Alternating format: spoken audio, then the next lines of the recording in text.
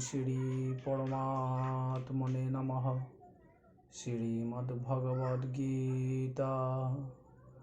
অথ পঞ্চম অধ্যায়ঃ কর্মসন্ন্যাস যোগ। শ্লোক নম্বর 18। বিদয়া বিনয় সম্পন্নে ব্রাহ্মণে গোবিহস্তিনি সুনিচৈব সপাকে চ পণ্ডিতা সমদর্শিনঃ। অর্থ: বিদ্যা বিনয় সম্পন্ন ব্রাহ্মণ, গরু, হাতি, কুকুর ও চণ্ডালে পণ্ডিতগণ সমদর্শী হয়ে থাকেন। ভাবার্থ: সমত্ব দর্শনে এ এক অভিনব তত্ত্ব ভগবান এখানে উপস্থাপন করেছেন। সাধারণ দৃষ্টিতে যা কিছু আমরা অসম দেখি, সেখানেই ভগবানে সমত্বের সমাহার করেছেন। ব্রাহ্মণ, চণ্ডাল, গরু, হাতি, কুকুর প্রভৃতি কারো সাথে দৃশ্যত চেহারা, আচার ব্যবহারে, বর্ণে, বুদ্ধিতে কোথাও কোনো মিল বা সমতা আমাদের নজরে আসে না। ভগবান বলেছেন, ওই সকলেতেই সমদৃষ্টি আনতে হবে। আমরা জানি ব্রাহ্মণ জীবজগতে সকলের শ্রেষ্ঠ, ব্রাহ্মণ সকল বর্ণের মধ্যেও শ্রেষ্ঠ এবং চণ্ডাল নিকৃষ্ট। গরু, হাতি, কুকুর প্রভৃতি মনুষ্য নয়, পশু। চেহারা বা আকৃতি এক একজনের এক এক রকম। খাদ্য, কর্ম, আচার, জীবনধারা প্রভৃতিও প্রত্যেকের পৃথক। এদের কি করে সমদৃষ্টিতে দেখা সম্ভব হয়? এদের মধ্যে কোথায় সমত্ব আছে? এদের মধ্যেও সমত্ব প্রাপ্তি সম্ভব। প্রথম সমত্ব হলো, এখানে যাদের কথা বলা হয়েছে তারা মানুষ হতে পারে বা পশু হতে পারে, কিন্তু এরা সকলেই প্রাণী বা ভগবানেরই সৃষ্ট জীব।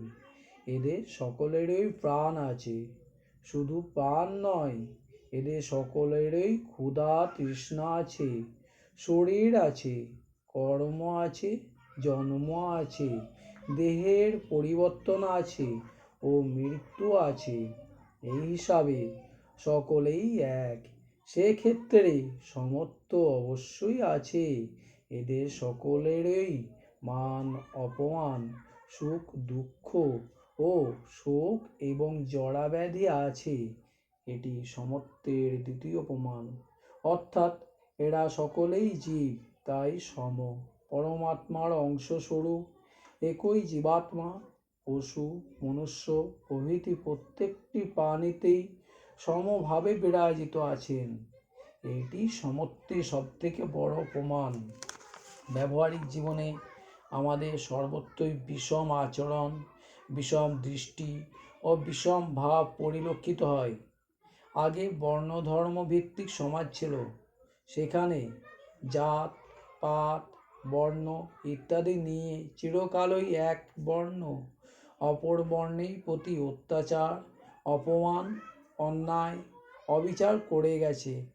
এখন বর্ণধর্ম গেছে, এসেছে রাজনৈতিক দলগুলির ধর্ম এবং সাম্প্রদায়িক ধর্ম। সেখানেও ওই একই নিয়ম চলছে। এক দল বা সম্প্রদায় অপর দল বা সম্প্রদায়ের উপর একইভাবে অত্যাচার চালিয়ে যাচ্ছে। সেখানে এক হবার আন্দোলন হয় ও বিভেদ বৈষম্য বেড়েই চলে। সকলেই সমত্ব অর্থাৎ সাম্যবাদের গান গায় এবং বৈষম্য ছড়ায়। ভগবান সকল বৈষম্যকে অপসারিত করে সাম্যে প্রতিষ্ঠা করার লক্ষ্যে এই শ্লোকটি অবতারণা করেছেন। সকলকে এক দৃষ্টিতে দেখতে হবে। ব্রহ্ম সম ও নির্দোষ। আমার শরীর নিয়ে আমি ব্যস্ত থাকি।